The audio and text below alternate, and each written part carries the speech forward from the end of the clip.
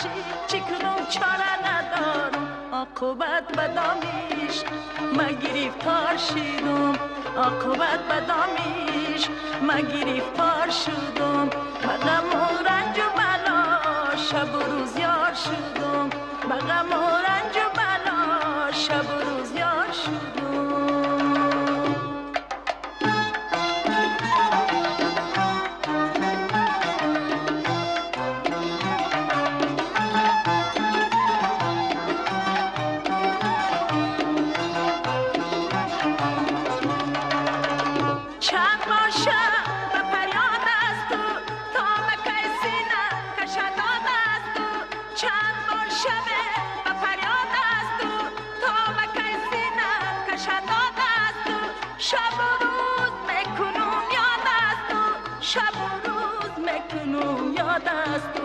عاقبت بدامیش ما گرفتار شدم عاقبت بدامیش ما گرفتار شدم بغم و رنج و بلا شب و روز یار شدم بغم و رنج و بلا شب و روز یار شدم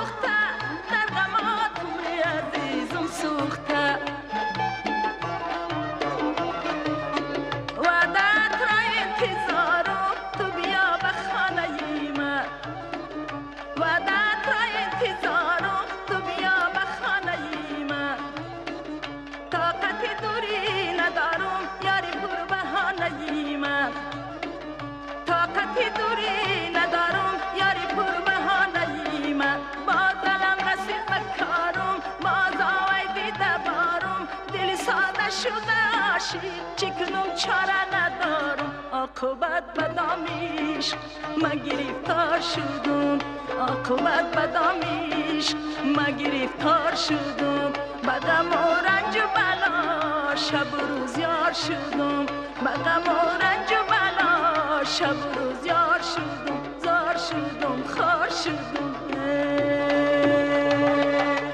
واقعا هم از خاک فیضریز و فیضبار و فیضدار ناحیه فیض‌آباد هزاران هنرمندان و هنروران چشم به عالم هستی گشودند و بیننده عزیز این دم و این لحظه ما در نزد فیلارمونیای خلقی ناحیه فیض‌آباد که به نام هنرمند خلقی تاجیکستان شادروان نگین رؤوف و گذاشته شده است قرار داریم و اهل ایجادی تصمیم گرفتیم این دم و این لحظه اطراف هنر و مهارت و فعالیت ایجادی این هنرمند واقعا هم زندیات آگاهی پیدا کرده باشیم و بهر شما قصه کنیم.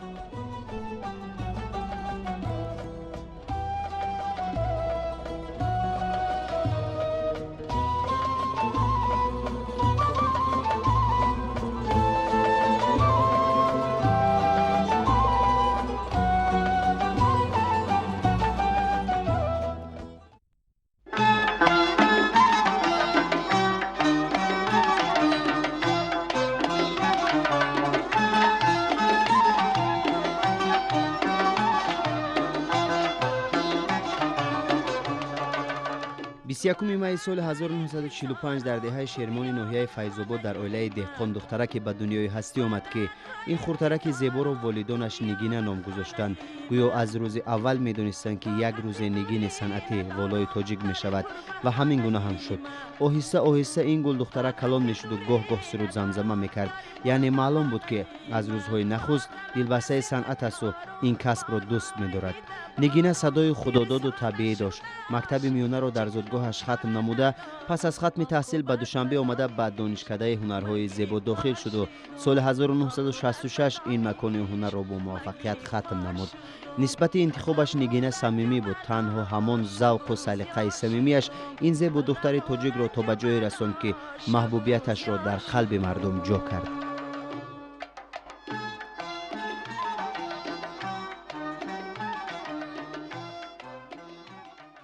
وقتی که ما پیش نظر اپای نیگینه رئوف رو میوریم، همین گویا که یک تاریخ یک نقطه نظر کوتاه و از نقطه نظر دیگر یک تاریخ بی‌بها در خاطره آدم انسان یک تجسم می‌یابد. من یاد دارم که مادرم وقتی که درباره نیگینه رئوف در اویله صحبت می‌رفت، گاه مادرم نقل می‌کردند که وقتی که تولید شده بودند در حین 2 ماه 3 ماهگی برای زیارت طفل نو یک رسم و آیین بود، میرفتن نان میکردن، زیارت میرفتن، خبرگیری میرفتن. میگه من یاد دارم که وقتی که در همین طفل در گوره بستگی بود، با دستانش همین به یک بازی همین کودکانه که هر یک طفل عقلش همین نمیگیرد. میگه وقتی که من همین دیدم حیرت زده شدم و به طور حزن سینی مادرش، من مادرشون که اپا میگفتم، گفتم اپا همین دخترتون یا رقاصه یا که این استعداد خدایی داره یا حافظه.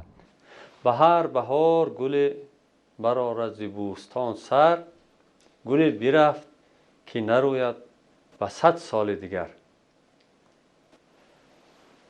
نیگینه رئوف یک گل خودروی بود از دهه گنبلاق و آمد به این گلستان صنعت و با بوی خود، با نکهت خود، با یک سرود خلقی، یک دسته گلم در ره فیض‌آباد به همین صنعت آوازخوانی وارد شد و مشهور شده رفت. نیگینه رئوف هم از یک دهه کوهستان برآمده است و مثل یک بلبل بود که از یک باغ عادی دهه کوهستان پرواز کرد و به آشیان‌های بلند پریده همون لحن و صوت و همون دلبری و دلکشایی آوازش تا منبرهای بلند نگاه داشت و به هزاران نفر رساند.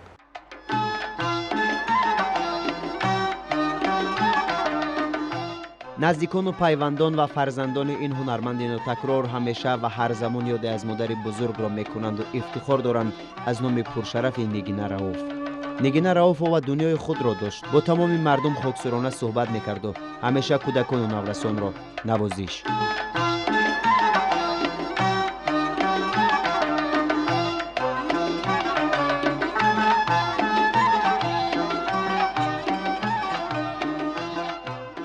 پس از وفاتم تربتم در زمین مجو، گر در سینه های مردم عارف مزار ماست. خب شما خوب میدونید که مرحوم در طول زندگی خود هر چندی که در جوانیش کمی اذیت کشیده بود، دیگر زندگی خوبی برد. در ساحه صنعت در گمان من یکی از محبوب ترین و مشهورترین کس بودند.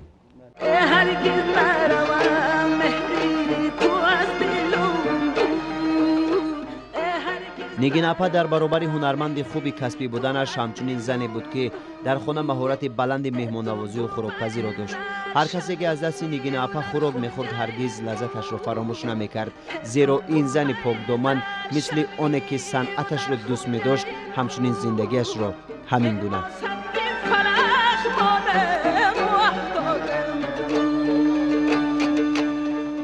من روز گپ لذت همون خوراکای همون اپای نیگینه رئوف میکرده که قولی هم در معرکه هم بشینه میگم یگام کس این انا اوشی اپای نیگینه رو کرده نمیتونن، برای که همین برزمی یک چیزده خود در صنعت، خود در همه کار، در کدام کاری نباشد، وقتی انسان همین дилша дар ҳамун метиҳад, тамоми ҳамин вуҷудша дар ҳамун метиҳад, ман боварӣ дорам ки ҳамун кор ҳам ё вай хӯрок аст ё вай ҳамин ягон кори меҳнат бошад ё санъат бошад, ҳамун аз ҳамун кор худи одамам баракат меёвад.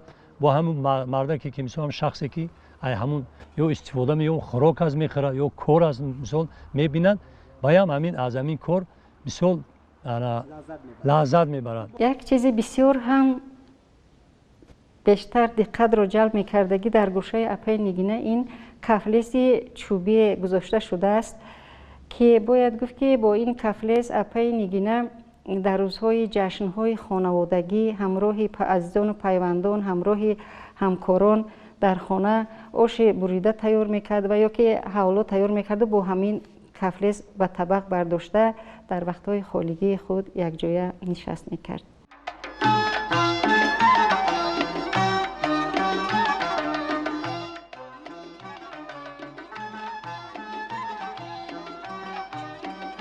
меҳру муҳаббаташ нисбати фарзандону набераҳо, келину ҳамсояҳо хеле зиёд буд. ҳамеша эшонро насиҳат мекард то аз паҳлӯҳои норавшани зиндагӣ огаҳӣ ёбанд ва рӯзгори хешро на балки тираю тор, балки софу поку зебо бигузаронанд.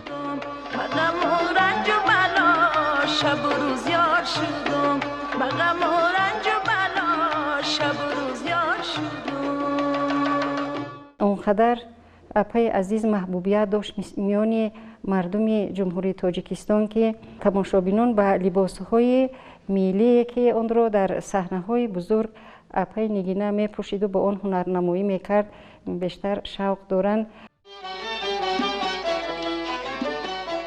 нигина апа фаъолияти меҳнатиро аз дастаи ҳунармандони корхонаи насоҷии шаҳри Душанбе оғоз карда, соли 1971 дар ансамбли рубобчи занони ҷумҳурӣ ба кор гузашт. дар муддати кӯтоҳ истеъдоди худро ба тамошобин нишон дода тавонист. дери нагузашта нигина апаро ба кумитаи телевизион ва радиои назди ҳукумати ҷумҳурии Тоҷикистон ба ансамбли Дарё ба кор даъват карданд. дар ин ҷо низ фаъолияти хуби корӣ нишон дода тавони худро барои эҷод бахшид.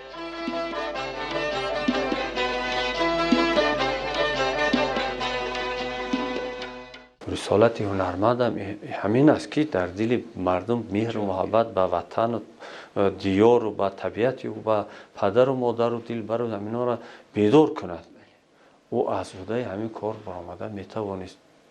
баъд чанд суруде ки он бисёр сурудҳои ӯро ман фикр мекунам ки бояд имрӯз дар консерваторияу донишкадаи санъату фарҳанги ба номи устод Мирзо Турсунзода дар мактабҳои мусиқӣ, коллеҷҳои мусиқӣ биомӯзанд. беҳтарин сурудҳои хондаи ӯ бо оҳангҳои Фато Одинаев садо додааст. ино барои чӣ ҳунари якдигарро бо эҷодашон пур кардаанд? барое ки ҳар ду ҳам дар вақти ҷанги бузурги ватанӣ таваллуд шудаанд. ин аз 38 сол, ин аз 45 сол ва ҳамун сағирагӣ, ҳамин бекасӣ, ҳамин гурснагӣ, ҳамин бепадару бемодариро ҳарш аз сар гузарондаанд. барои ҳамун ёрро мегуфтагӣ ҳамун оркестр қатъиам хондааст рубоияи халқира ёрами ё ки он се нафарае ки триои сеторӣ бар шеъри Гулчера Сулаймонӣ ва Садбарги сафед бар шеъри Сайдалӣ Маъмур ки бо ҳамроҳи Мастона Эргашеву Нуқра Раҳматова ва ӯ сетора боша бо Маҳмад Анвар ва Абулфат Моқати Сародиан. ин сурудҳо классикаанд барои ман. мисол бояд ҳатман ин сурудҳоро пайваста мо рӯи саҳна биёрем, дар мактабҳои олии мусиқӣ биомӯзем. беҳуда шоирам нагуфтааст ки номи хешро дар санги хӯрон навистан ин шарт нест, дар дили мардум нишастан шарт аст.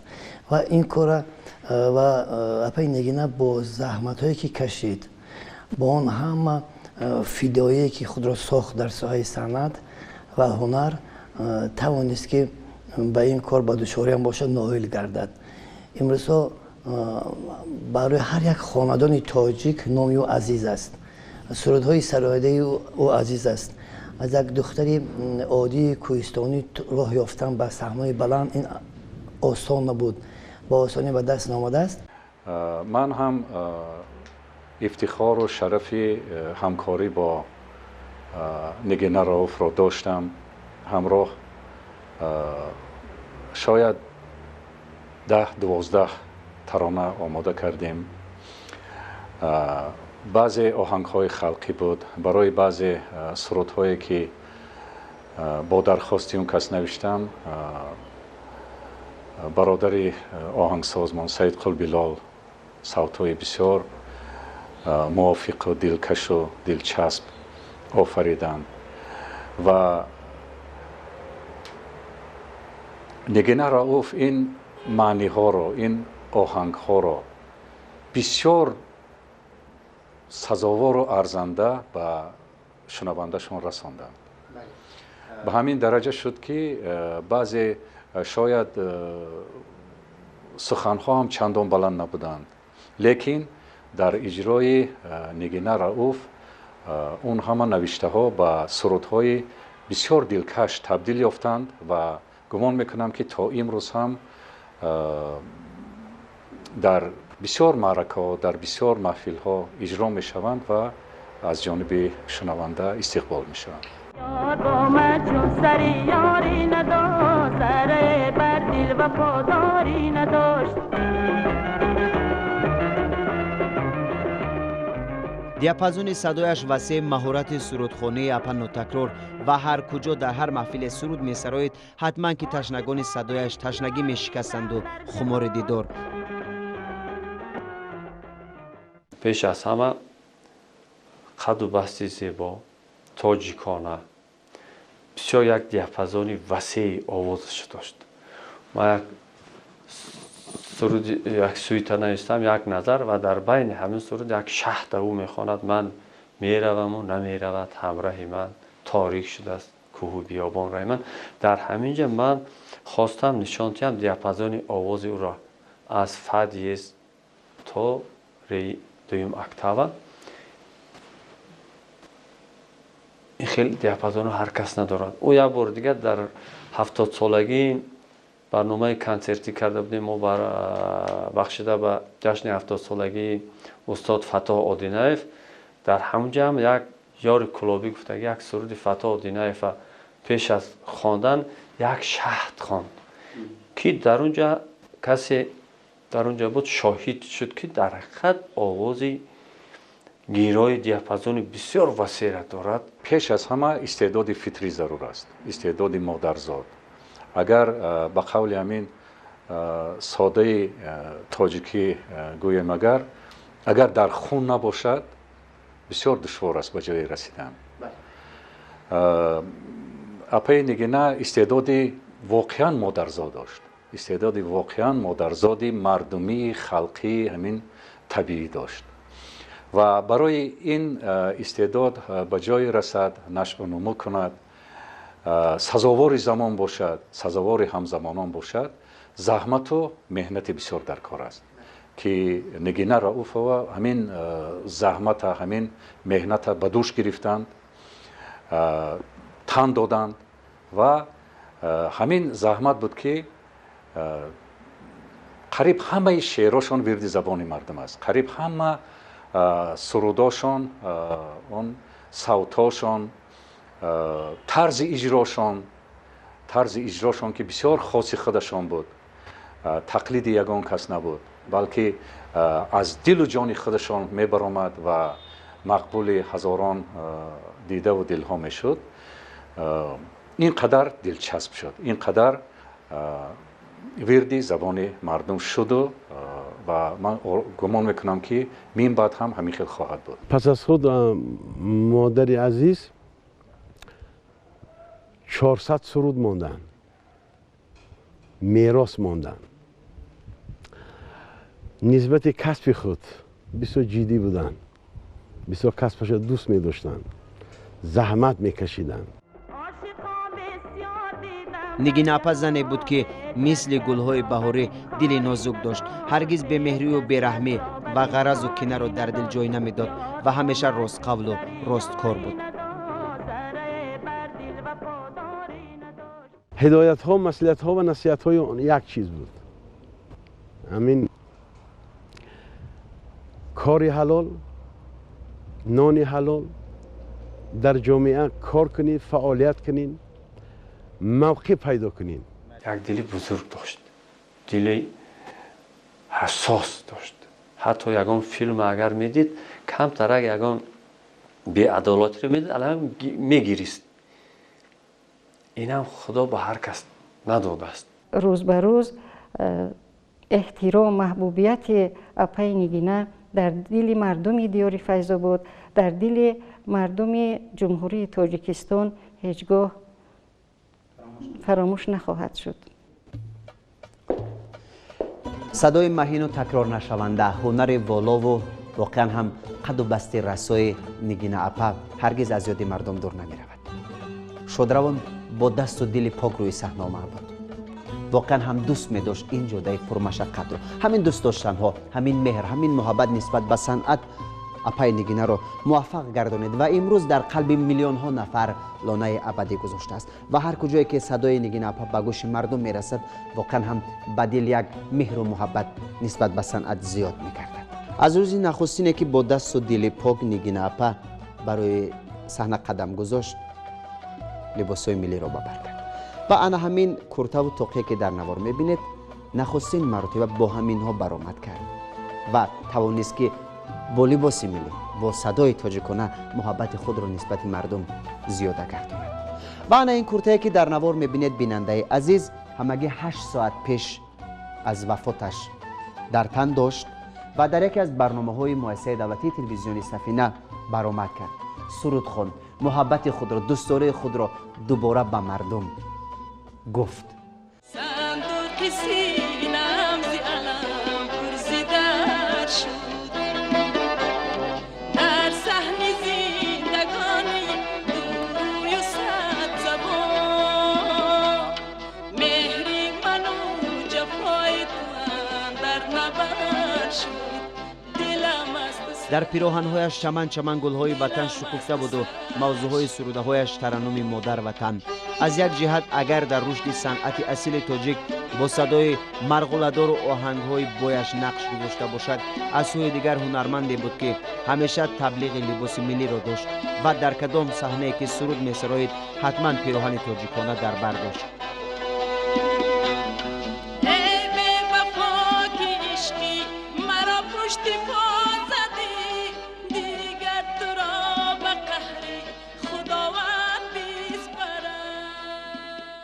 افتخار از اون میکرد که یک دختر تاجیک است و ترغیبگری لباس تاجیکی بود و بسیار میزی بود، در تنها بسیار شینان بود لباسایی که اپای عزیزمو ببر میکرد. همه انامین درس نمیتوند برای جوانان، برای اونایی که روی صحنه اکنون قدم میگذارن. یعنی که اون کس که مهنت رو بسیار دوست میداشت، فکر میکنم که در این ساحه تا مهنت دوست نباشی به یک قله نمیرسی، به قله مراد نمیرسی. زور و توانا کرد عشقت، غمتام حق درسی صبر و طاقت، تو را با دیگره دیدم نمردم. امروز نبیره شادروان نگینه رؤوف و منیژه‌بانو کوشش کرده ایستاده است که ادامه دهنده کسب بیبیش باشد و مثل این علامه صنعت نام و مقام پیدا کند. روانت خالی سمنده یار، میانی روانت خالی سمنده یار.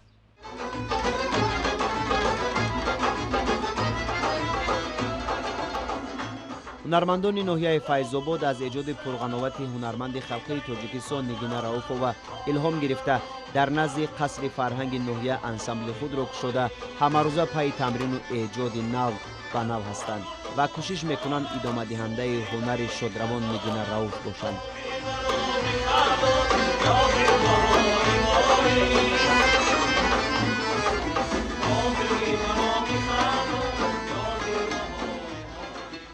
امروز هر یک کارمند فیلارمونی خلقی افتخار از آن میکند که در کارگاه کار میکند، در کارخانه کار میکند که نام اپای عزیز حافظ خلقی تاجیکستان علاوه مکافات دولتی با نام ابو عبدالرودکی را دارد و افتخار از آن میکند که اپای عزیز ما چندین مرتبه از اون صحنه بلندی که شما حاضر تماشا کردید هنرنمایی کرده است و از همین صحنه‌های بلند به دل و دیده مردم جا گرفته است. خلاص فکر میکنم که جای او تا حال در صحنه تاجیک خالی است. تو را امروز هم خواهند در هر منزل تاجیک، چو داری خانه جاوید اندر هر دلی تاجیک. او سرودهای او، نوارهای او، آواز او همیشه در گوشی مردم تاجیک صدا می‌زد و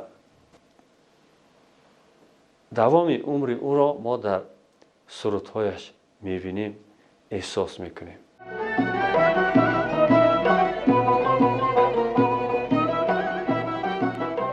مردم فارسی زبان صدای دلکش نگین رؤوف را بسیار میپسندیدند و دوستش می‌داشتند و هر زمان انتظار ایجاد ترانه‌های نوینش بودند. یعنی میتوان گفت که نگین صنعت تاجیک نگین رؤوف و توانست این صنعت و این فرهنگ را میان همزبانان و مردم دیگر شناساند.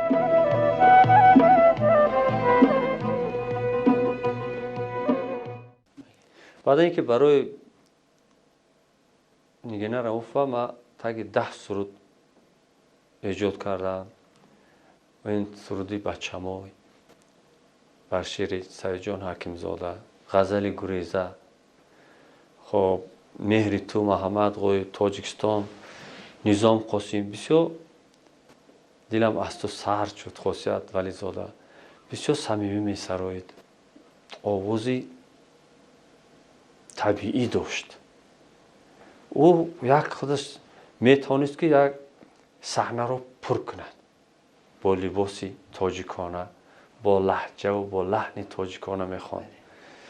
بعد ببینی که بزرگی او چی که در اون بود که سرودهای ایرانی و افغانی را هم گرفته میخواند و هیچ کس باور نمیکرد که این سرودی افغانا باشد یا ایرانا، با لحن تاجیکی میخواند.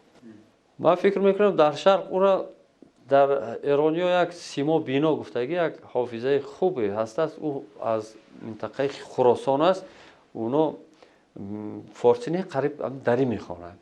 بسیار سرودهای او را اپای نگین میخوان و فکر میکنم که از او خوبتر هم میخوان. برای همین من فکر میکنم در شرق او را ناز میفهمیدن، درک میکردن، پذیرایی میکردن. هنرمند خلقی تاجیکستان نگین رؤوفова برنده جایزه با نام ابوعبدالله رودکی، بانوی خوشخرام و صنعت دوست تاجیک، نفری که در پیشرفت صنعت اصیل تاجیک نقش بزرگ و ماندگار گذاشت. همیشه صدا و سیمای این بانوی هنر در یادها باقی خواهد ماند.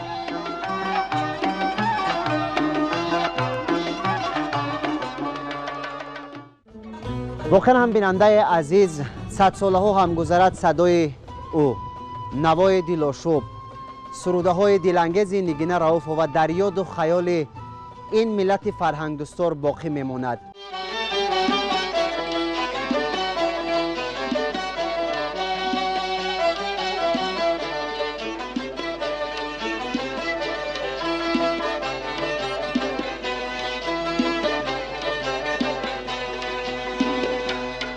ناشکری من بیرو که دلم از تو سر شد، صندوق سینم زیالم پرزیدر شد، در صحن زندگانی روی و صد زبان، مهری من و جفای تو در نبر شد، دلم از تو سر شد، دلم از تو سر شد.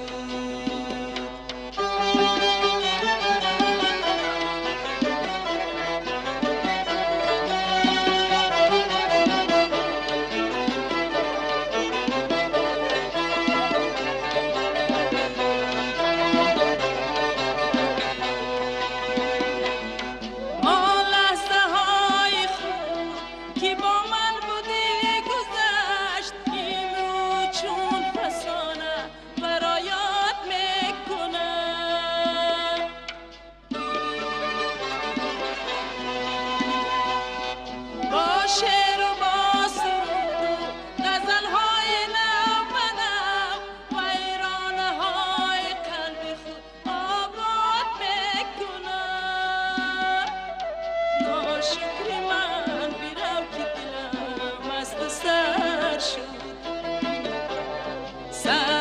که سینم زی علم پرزیدر شد در صحن زندگانی دوروی و صد زبان مهری من و جفای تو در نبر شد دلم از تو سر شد دلم از تو سر شد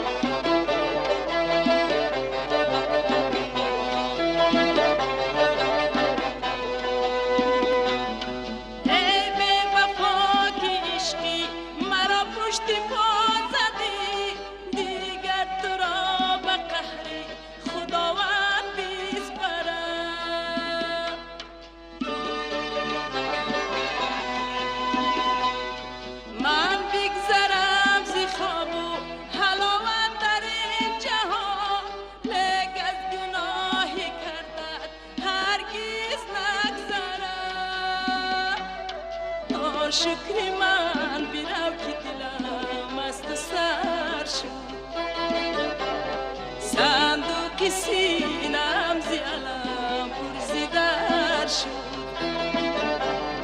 در صحن زندگانی دوروی و صد زبان مهری من و جفای تو در نبر شد دلم از تو سر شد دلم از تو سر شد دلم از تو سر شد